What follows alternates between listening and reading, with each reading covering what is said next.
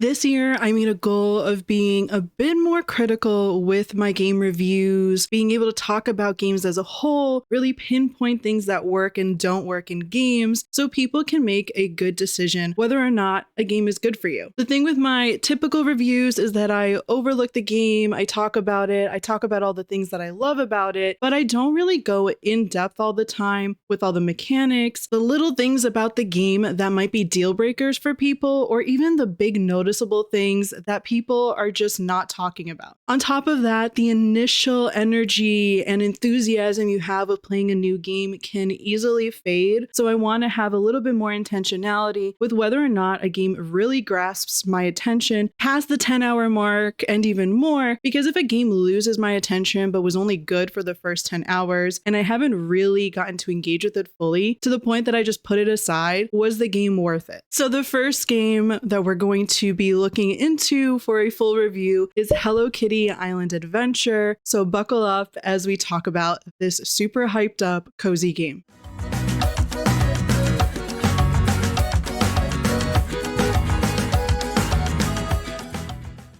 Welcome back to Cozybichota. If you're new here, my name is Natalia, and if you're not, welcome on back. This year, people have been waiting for Hello Kitty Island Adventure, as it was originally an Apple Arcade game that released in 2023, and people were super stoked for finally having a chance of playing it on the Switch in particular, even though it is available on Steam as well, because of the strong pull towards Animal Crossing. However, my review is going to show you that I feel this game has a little bit more of a pull towards different games with a sprinkle of Animal Crossing. I also think this game came out at a perfect time where things are just not feeling great, and Animal Crossing came out during the pandemic, and I was really looking forward to finally playing it during the pandemic as an Animal Crossing fan, but I never got a Switch. And so now that I do have a Switch and I was able to get on the hype for Hello Kitty Island Adventure, I'm really happy that I have it during this time. There are, however, things about the game that will draw attention to some people, while those factors might actually be the reason why you don't want to pick up this game. This game is a life service game,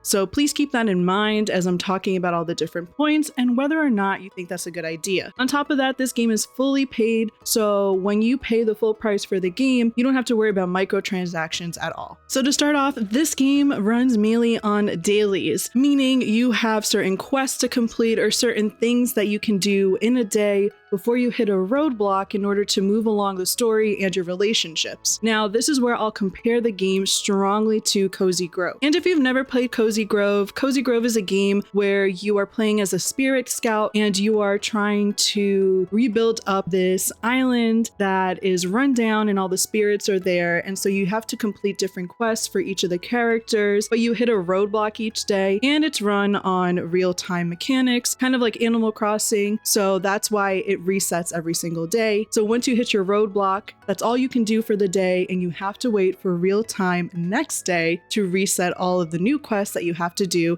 in order to progress the gameplay. And Hello Kitty Island Adventure runs the same way, but you might notice that the day and night cycle running throughout your gameplay actually changes. So you might experience day and night multiple times during your gameplay, but that doesn't mean that it resets your quests or dailies. You actually have to wait for an IRL day to pass by for it to reset, and then you can move on with the new quests that go on in the game. So if you're used to games like Animal Crossing, where the time of day you choose to play reflects it in the game, so if you play at 5 a.m., it's 5 a.m. in the game too. This game is not like that at all. It simply recognizes the real-time game in terms of resetting the quest for the following day. Now, this might be a hit or miss for people, whether they're really into the idea of having a daily game that they can maybe log into, play a few hours, and then look forward to playing it again the next day to move forward, while others might not like this roadblock or this pause, since it means that they have to wait to continue playing in case they're really interested in longer gaming sessions. Next, we have what I categorize as the character development and relationship building, as well as the story progression. And this is where I will compare it more to Disney Dreamlight Valley. In Disney Dreamlight Valley, in order to progress with certain quests with characters, you might have to level up your friendship with them, and that can be done by gift giving. In Hello Kitty Island Adventure, you can only gift 3 times a day, except if you have like a friendship bouquet day where that resets the amount of gifts you can do a day. And once you hit that limit, that's as much friendship points that you can contribute towards leveling up with the character. Depending on how many points you are able to make, you might unlock a different level and unlock a different feature with that character. This is very much like Dreamlight Valley as well, so that's where I felt there was a lot of similarities. And because of this, it adds a little bit of that layer of only being able to play up to a certain point, because you can't gift anymore, you can't complete a quest maybe until you reach a different level with the character, maybe a major storyline quest can't be met unless you meet level 5 with Hello Kitty or something like that. So for me, when I reach that point, I might focus in on maybe foraging a little bit more, exploring the map, or taking time to customize my home and making it look a little bit more like me, or maybe cook and create or craft gifts that I can put together for the characters for my next day of gifting. Now the X area is decorating and the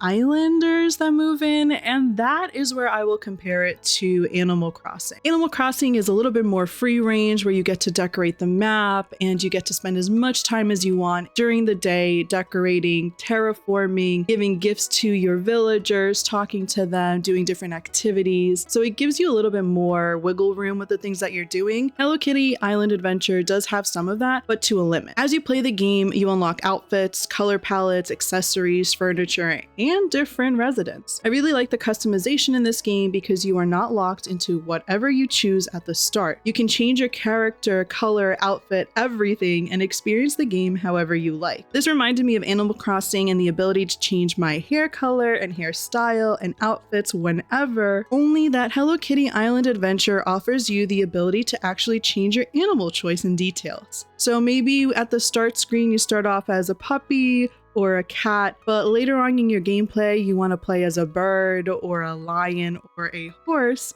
You can do that whenever. You also get your own cabin that you can decorate and furnish as you please, which was very hardcore reminiscent of the Animal Crossing mechanics, since you can decorate and put furniture down, rotate them, and make your cabin really reflect your style. A lot of the furniture that you can buy, or you can even get as gifts from other island residents. The other great part is that you can also furnish and decorate the homes of the islanders as well. As you work on having islanders move in, you will meet certain furniture requirements and progress your relationships until they finally decide to become a more permanent member of the island.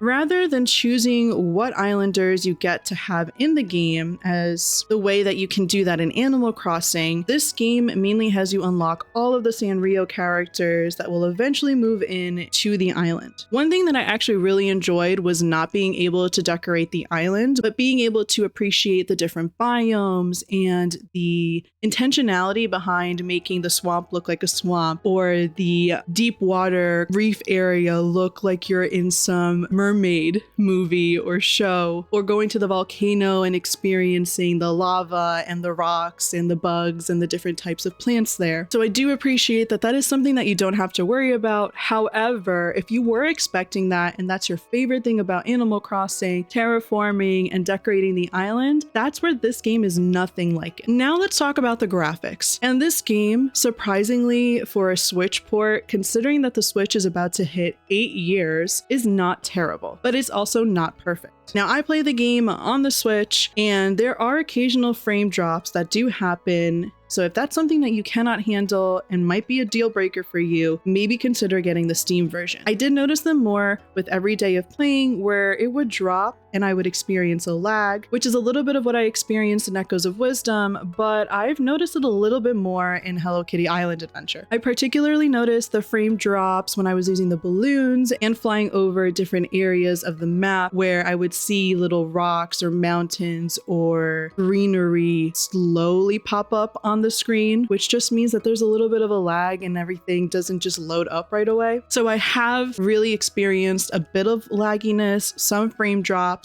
not enough for me not to want to play the game, but that could be a deal breaker if you're deciding between the Switch or Steam. I will say, however, that this game is really nice to play on your Switch in the sense that I can either play it docked or really cozied up on the couch. And this is one of those games that I like to play in a quick session, get my dailies done, do as many quests as possible, just like in the comfort of my little corner on the couch, or even if I'm feeling like wanting to put it on the TV. It really is such a cozy game to play handheld. Editing Natalia here because I almost forgot to mention the Zelda-like dungeons in this game. So when you play Hello Kitty Island Adventure, there are different caves that you can actually go into and solve some puzzles. They're not super complex puzzles. I found them to be pretty easy and sometimes just a little bit intuitive where you can be creative with how you solve them, but just enough to add a little bit more to this game and an extra level. And one of the things I really love about Zelda games, in particular Breath of the Wild and Echoes of Wisdom, was having all these different ways to solve puzzles or handling the different temples. So I do appreciate a puzzle element in a game. It's just a little bit more than just adventuring or character development. So I, in particular, really do enjoy the different puzzles and I can't wait to uncover more. Aside from the puzzles, another great thing about this game, or something that I noticed that was a plus, is the extensive map. The map is big, it has representation of different biomes, and it has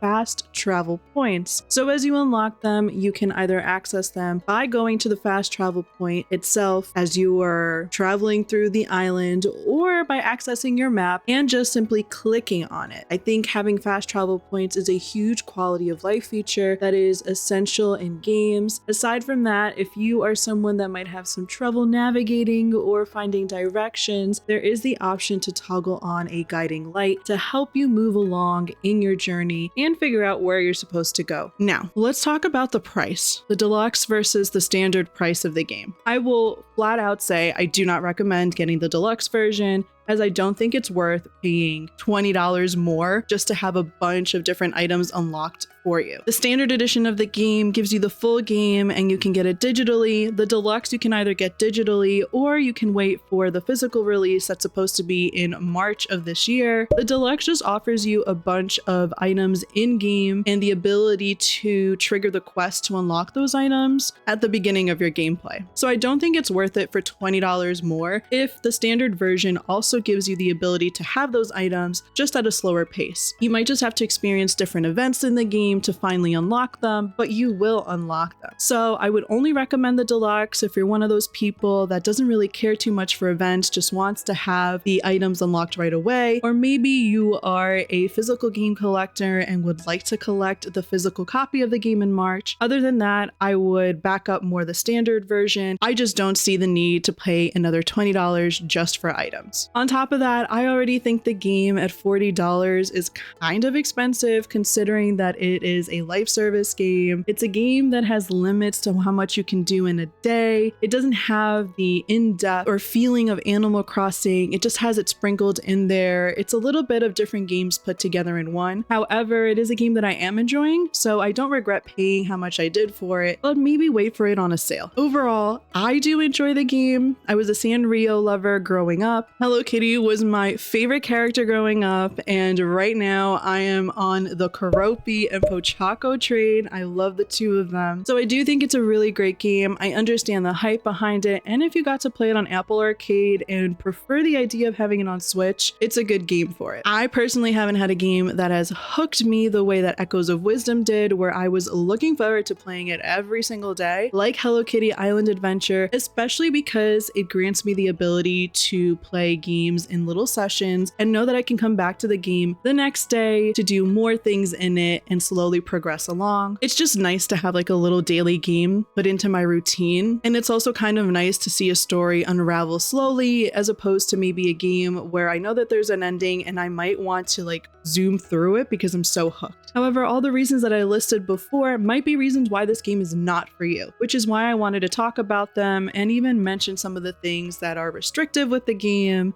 so that helps you make your decision on it. Before getting the game, I would highly recommend checking out streams or gameplay video of it so that you can kind of see what it's like. before you purchase it. I hope this video was helpful in your decision of whether or not Hello Kitty Island Adventure is for you, and if it was, please consider giving it a thumbs up, and if you like more cozy and gaming content, subscribe to the channel for more. And from one bichota to another, stay cozy and see you next time.